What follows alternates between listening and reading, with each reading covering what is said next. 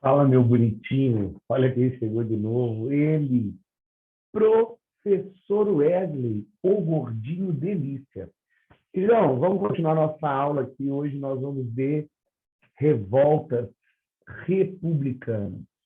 Como eu disse na minha aula anterior, se você não assistiu a aula anterior, volte lá e dê uma assistidinha.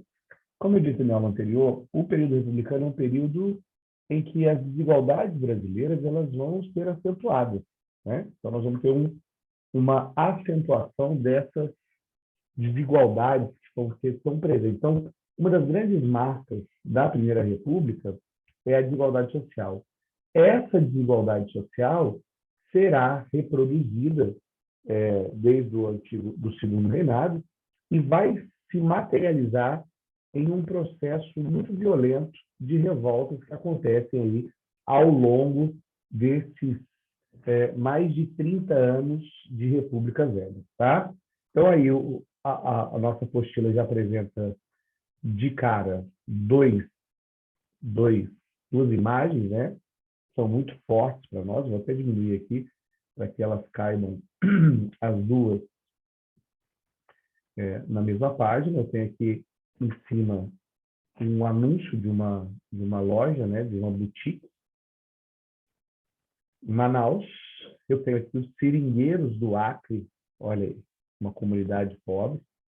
Eu tenho aqui as mulheres na cidade do Rio de Janeiro, em um dos bares. Você percebe que essa foto não tem legenda, você imagina até que tem alguém aí de Paris ou na Áustria, né? Esse aí é um momento, parece que é um café da manhã, um encontro de mulheres austríacas. E aqui embaixo tem um cortiço, na cidade do Rio de Janeiro. Você vê lá a criançada, né? Os catarrentos, como diria meu avô, ali, e famílias inteiras que moravam em um único cômodo. Então aí. Esse momento aí é chamado de a Belle Époque brasileira. Vamos entender isso aqui. A cidade de Paris passou por grandes transformações no final do século XIX e início do século XX. Em grande medida, a cidade de Paris ela vai ser reformada para evitar a construção de barricadas. Uma das características das revoluções e dos conflitos que aconteciam em Paris é que, como as ruas eram muito estreitas, né? Como a cidade tinha ruas muito estreitas, os revoltosos faziam barricadas que impediam o acesso dos exércitos até onde estava acontecendo esse movimento. Isso dificultava muito o combate dessas revoluções. Isso foi usado na Revolução Francesa, depois foi usado nas revoluções de 1830, nas revoluções de 1848, ou seja, era uma prática recorrente na França. Então, a França vai passar, Paris, sobretudo, vai passar por um processo de grandes transformações viárias, urbanas, estruturais. Serão construídos grandes boulevards, né, grandes cidades. E aí, a capital brasileira, que era uma capital muito zoada, o Rio de Janeiro passava assim, por questões muito ruins. O Rio de Janeiro era um lugar assim, temerário. Em uma das viagens que o carinha lá da evolução, como é que ele chama? Charles Darwin. Em uma das viagens que o Charles Darwin fez até Galápagos, o capitão fez uma parada no Rio de Janeiro e o Darwin relata no seu diário que o capitão pediu para a galera não desembarcar, porque o Rio de Janeiro é conhecido como a cidade da morte. Mas a capital, o Rio de Janeiro, começa a passar por transformações importantíssimas. Estão aqui algumas dessas transformações. E aí você consegue ver que há uma idealização de transformar o Brasil nesse ideal europeu, nessa Belle Époque, que era uma época de progresso, que a Europa vivia, uma crença de que o homem tinha atingido seu ápice, na cultura mesmo daquelas grandes transformações tecnológicas que aconteceram ali no final do século XIX, Revolução Industrial. Então, o Brasil embarca nessa onda também, na construção de teatros, de bulevares, alargamento de ruas. E o Rio de Janeiro é um grande símbolo desse movimento. Está aí, a sua apostila mostra para nós. Em contrapartida, né, isso se espelha em outras capitais, tá bom? Se espalha pelo Brasil. Há esse ideal de uma urbanização que fosse semelhante à europeia. Em contrapartida, né, a maior parte dos brasileiros não participou desse processo. Fica aí para você ver, tá aí, ó, o surgimento das favelas, o processo de favelização, que é empurrar essa população mais pobre para as regiões mais distantes. E aí você sabe que isso dificulta o transporte, o acesso à saúde, o acesso ao trabalho, mas é como se a gente quisesse esconder essa população mais distante. Você percebe que existem algumas práticas que passeiam por esse processo até hoje, né? Aqui temos, eu fiz depois uma aula só corrigindo exercícios com vocês, mas a gente chega então aqui àquela que é a primeira das revoluções, a primeira das revoltas do Sudá. Eu queria explicar para você, deixar claro para você, que quando a gente fala de revoltas da Primeira República, eu gosto de dividir elas assim, ó. Vou colocar para você aqui. Perdoa, tá? Perdoa que nós estamos na madrugada, ó. 1h36, então nós estamos na madrugada, então de vez em quando nós vamos abrir a boca aqui. Eu estou falando até mais baixinho para não acordar a galera aqui em casa, então vem comigo na madrugada que o bicho pega, o filho chora e a mãe não vê, tá bom? Mas eu gosto de dividir as revoltas, ó, revoltas da Primeira República, revoltas Primeira República. Eu gosto de dividi-las assim, ó, revoltas rurais, revoltas urbanas e revoltas militares. Professor, todas as revoltas vão caber aqui? Não, tem revoltas que são militares urbanas, né? Mas quando a gente divide assim, fica mais fácil a gente entender as motivações, ok? Então, quando eu falo de revoltas rurais e revoltas urbanas, muito provavelmente, eu vou até dar vou pular aqui, muito provavelmente, quando a gente fala nesse processo aqui de revoltas rurais e urbanas, nós temos como causas principais, nós temos o descaso com a população mais pobre, e a ausência do Estado. Ô, meu lindo, preste atenção. Toda vez que tem uma frase do Leandro Carnal, que eu gosto muito, não sei se é porque eu estou ficando careca, e aí eu estou gostando também da frase dele, mas existe uma frase do Leandro Carnal que eu gosto muito, que ele diz assim, que os espaços de poder nunca ficam vazios. Ou seja, se o Estado não ocupar o espaço que é dele, alguém vai ocupar. E isso é uma demonstração aqui nesse momento da história do Brasil. A primeira revolta que nós vamos estudar, então, que é uma revolta rural, e essas revoltas rurais elas tendem a demonstrar o descaso que o Estado tinha com essas populações, sobretudo nessa periferia do Brasil, e aí eu não estou falando periferia da cidade, essa periferia do Brasil, esse lugar que está longe da capital, a Guerra de Canudos é um desses exemplos. Você está vendo aí na sua tela um mapa, está vendo um mapinha, espero que você esteja vendo. Esse mapa mostra a região onde se desenvolveu a região do Cangaço, a região de Canudos e a região do Contestado. Esses três fenômenos, esses três movimentos, são movimentos que a gente considera de movimentos rurais, revoltas rurais. Contestado, Cangaço e Canudos. São movimentos que são prioritariamente acontecem nas regiões rurais do Brasil. O primeiro movimento, você consegue ver aí, que é de Canudos, ele acontece no sertão aí da Bahia, na região da Bahia, tá bom?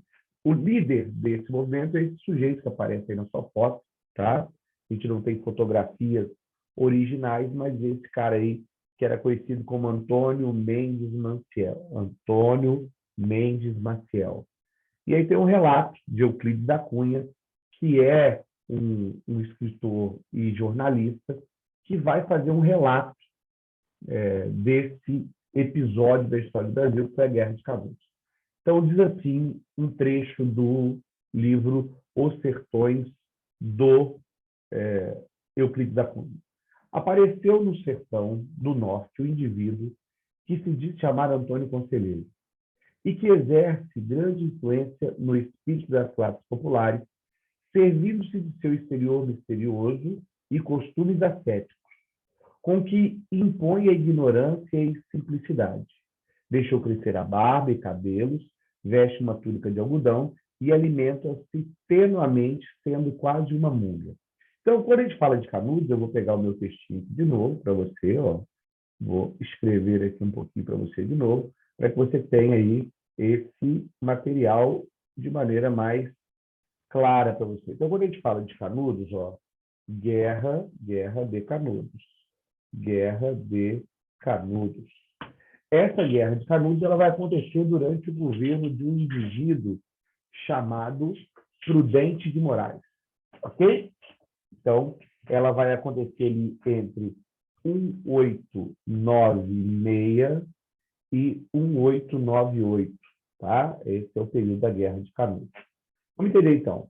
Ela acontece na Bahia, região da Bahia. Ela se desenvolve, a galera vai se desenvolver ali no processo que a gente chama de messianismo, e aí eu preciso deixar claro para você o que é o messianismo.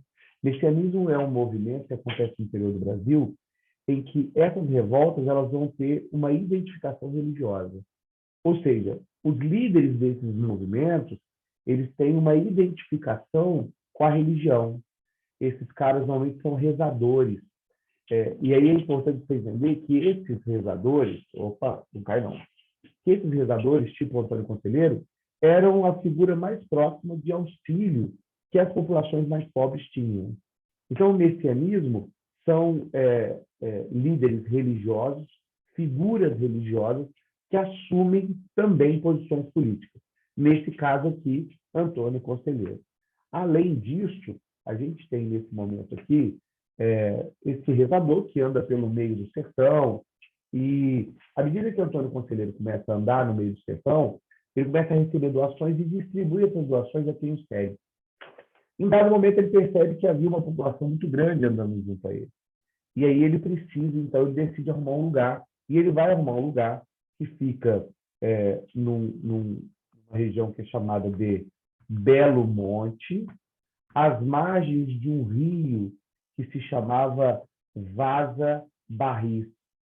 Esse rio chamado Vaza Barris vai ser conhecido também como região de Canudos, porque ao longo do rio nascia uma planta onde a flor, o caule da folhinha lá, aparecia um canudinho que as pessoas usavam para fazer pito, né, para poder pitar os indígenas. Então, vai ficar conhecido como o Arraial de Canudos. O Arraial de Canudos começa a crescer, né, e ele vai chegar a ter, nos números da polícia, 25 mil habitantes, 15 mil casebres. Os números mais modestos, assim, mais realistas, chegam a dizer que nós teremos ali cerca de 15 mil pessoas passam a morar ali. A sua apostila aí fala em 10 mil pessoas, tá vendo aí, ó? Sua apostila aí fala em 10 mil pessoas, mas essa população vai acabar. E quem é que mora ali? Quem são os caras que se estabelecem nessa região? Os caras que se estabelecem nessa região são sertanejos, são ex-escravizados, são grupos de indígenas, são descendentes escravizados de indígenas. Essa população marginalizada, eles acabam se abrigando ali.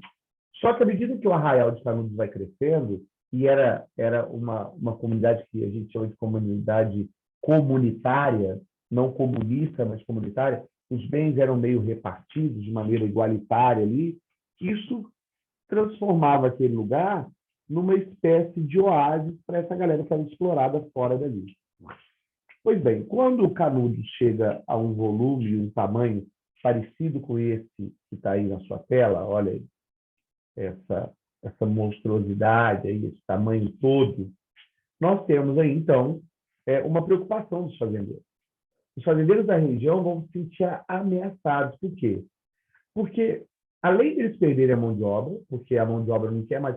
Pensa bem comigo, brother. Você vai querer trabalhar com um cara lá que te explora ou vive numa comunidade onde a galera divide tudo de maneira igualitária? Pô, é óbvio que a galera quer viver em Canudos.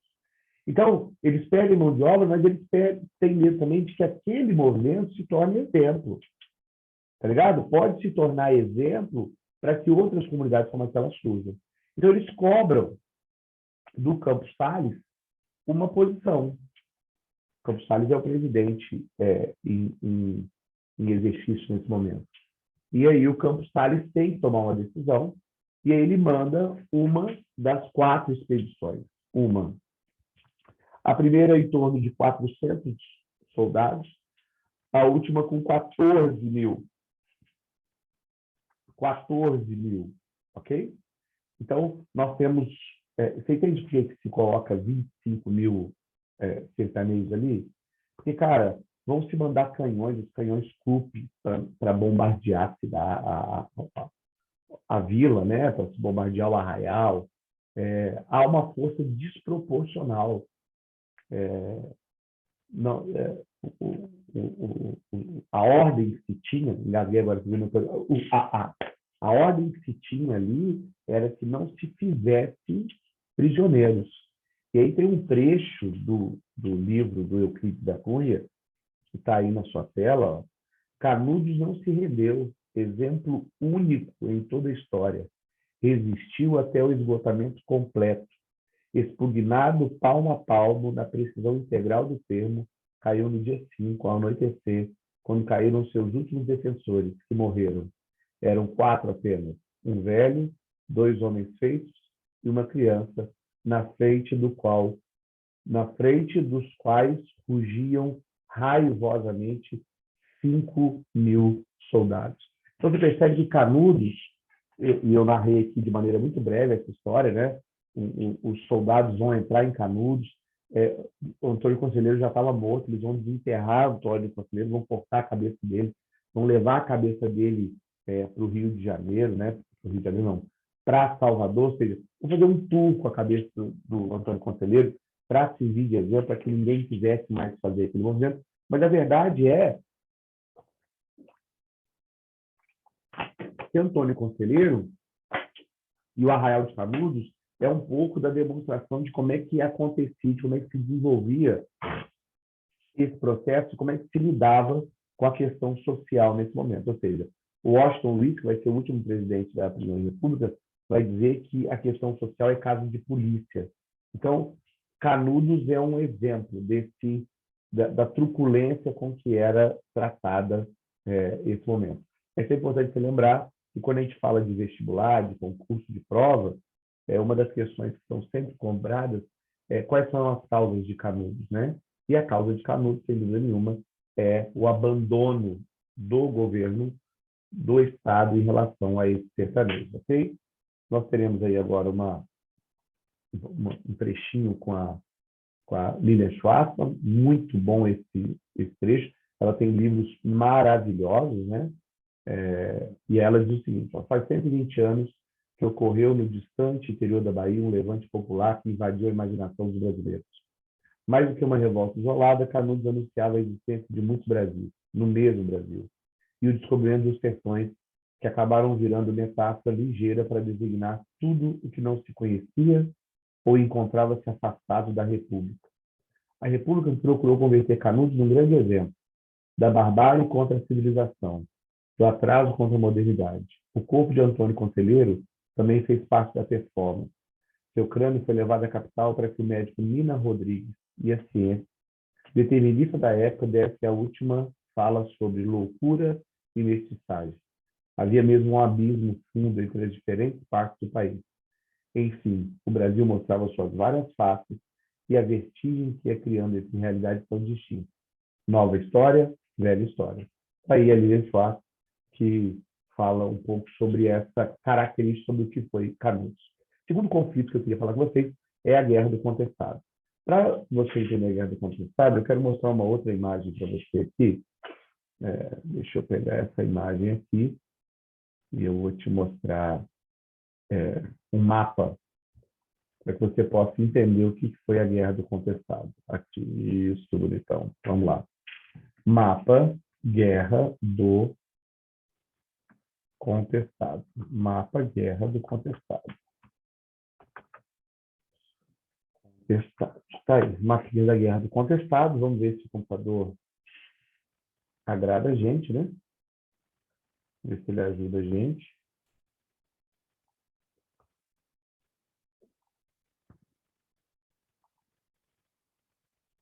Mas não, bonitão? Foi.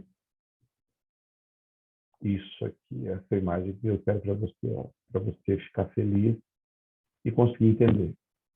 A Guerra do Contestado, ela é um conflito que acontece nessa região aqui. Eu gosto desse mapinha. Olha esse mapinha. Vamos abrir a imagem de uma nova aqui. Aí, bonitão. Olha que lindo. A Guerra do Contestado é uma guerra que acontece nessa região aí, entre o Paraná, Santa Catarina e o Rio Grande do Sul. Essa região aqui, que você está vendo, é uma região que é disputada por Paraná e Santa Catarina. Então, o Paraná e Santa Catarina disputavam essa região que está aqui entre os dois estados. Por que eles disputavam essa região? Porque ambos diziam que esse território faria parte que esse pedaço de terra faria parte do seu território. Essa era a grande disputa, essa era a ideia dos caras aqui. Pois bem, nesse processo de disputa de quem era a terra, nenhum dos moradores que habitavam essa região conseguiam a posse da terra, um documento de posse da terra. Então, a galera não tinha posse da terra. A galera morava ali, mas não tinha posse. Em dado momento,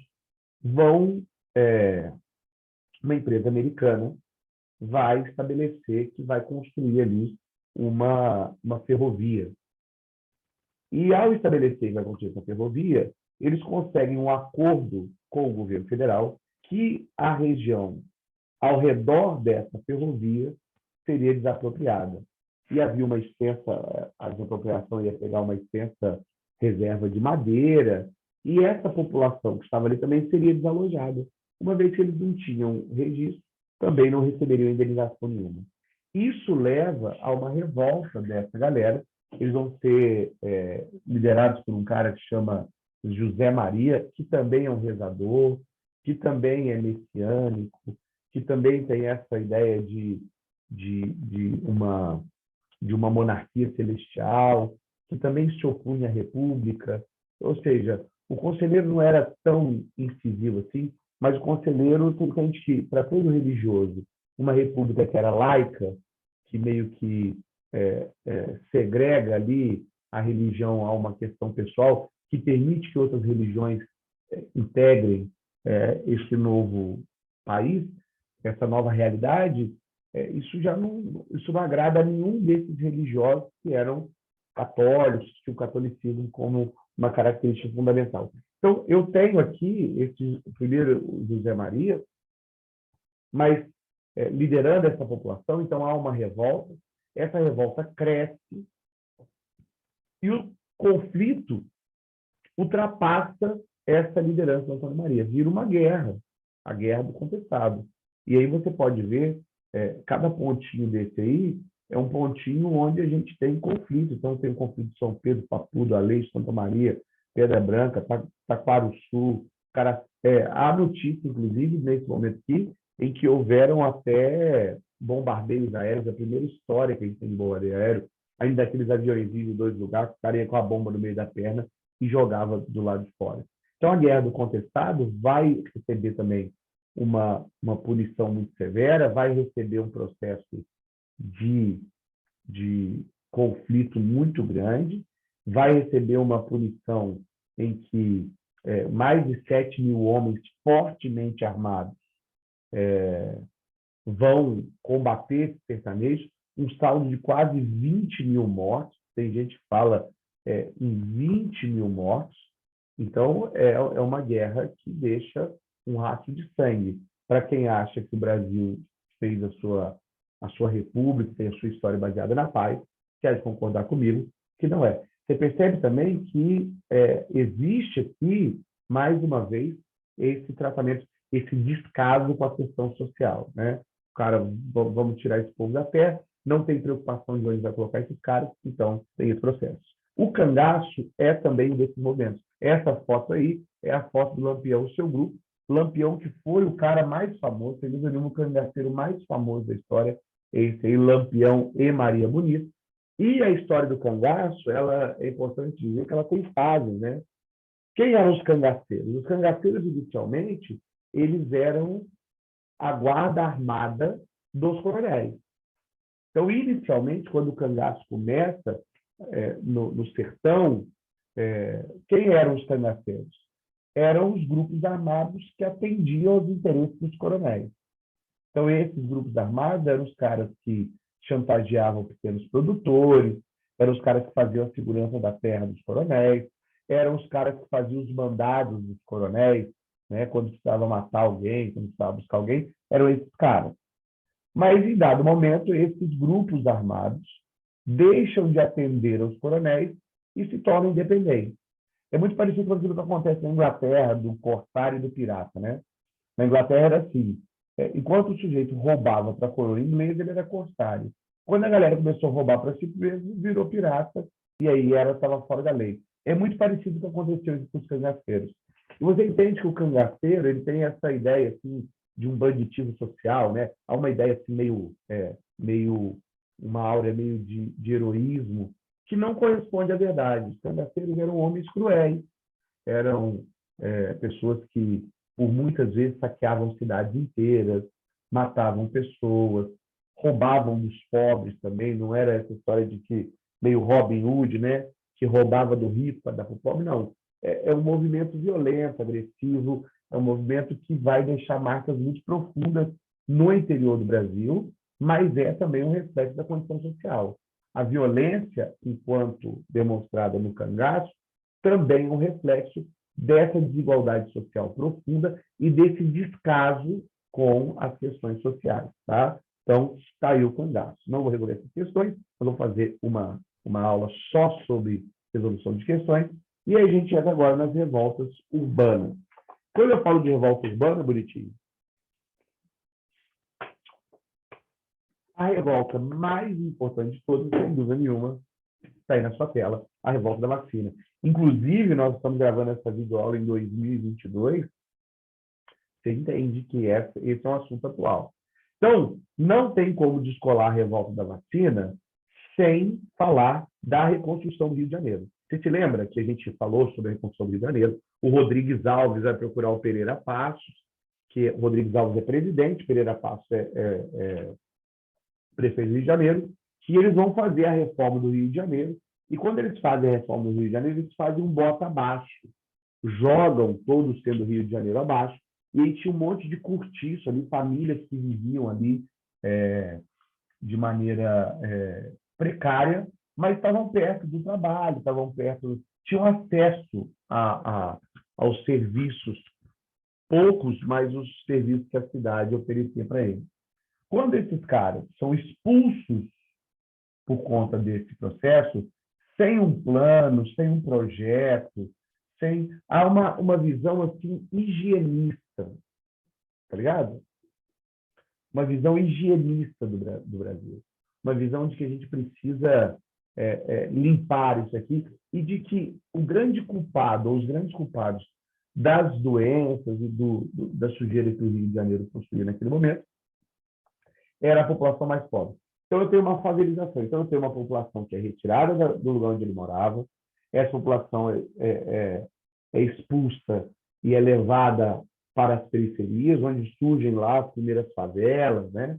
Então, há uma história que é este o momento que as primeiras favelas surgem. Inclusive, há uma história que, né, se fosse verdade, seria maravilhosa, não tem como provar isso, mas que os primeiros barracos teriam sido construídos com as caixas dos primeiros canhões, chamados canhões Krupp, que foram usados para destruir Canudos. Então, as caixas dos canhões que foram usados para destruir Canudos construíram os primeiros barracos das primeiras favelas do Rio de Janeiro. Seria maravilhoso, seria uma história sensacional, né? Mas não há como comprovar que isso tenha sido verdade, mas é uma alegoria dizendo aí, mostrando como é que as coisas estão interligadas. Mesmo descaso que tinha no campo, tinha também na cidade. Então, essa população, quando o centro do Rio de Janeiro fica pronto, eles não podem participar, porque precisava estar bem trajado para andar no meio do centro do Rio de Janeiro. Então, esses caras não podem. E para botar a cereja do bolo, esse sujeito que está na sua tela aí, essa brilhante charge, Oswaldo Cruz, vai ser chamado para ser secretário de saúde. E o Oswaldo Cruz recebe a incumbência de acabar com as doenças. O Rio de Janeiro é conhecido como a cidade da morte. Então, ele quer acabar com a principal doença que chama varíola. Tinha febre tifoide, tinha peste negra, mas ele quer acabar com a varíola. Inclusive, enquanto eu estou gravando essa aula, dia 21 de maio de 2022, nós estamos tendo um surto aí de varíola dos macacos no mundo aí.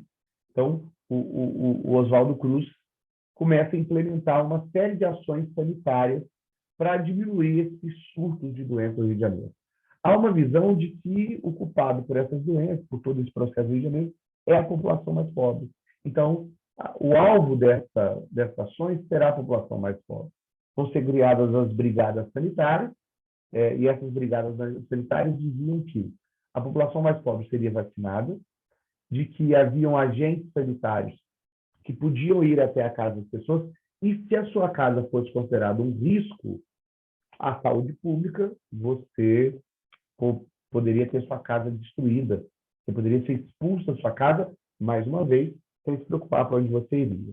Se espalha pelo Rio de Janeiro uma ideia de que as vacinas seriam aplicadas nas partes íntimas, então havia um medo de que as mulheres fossem, de alguma forma, expostas.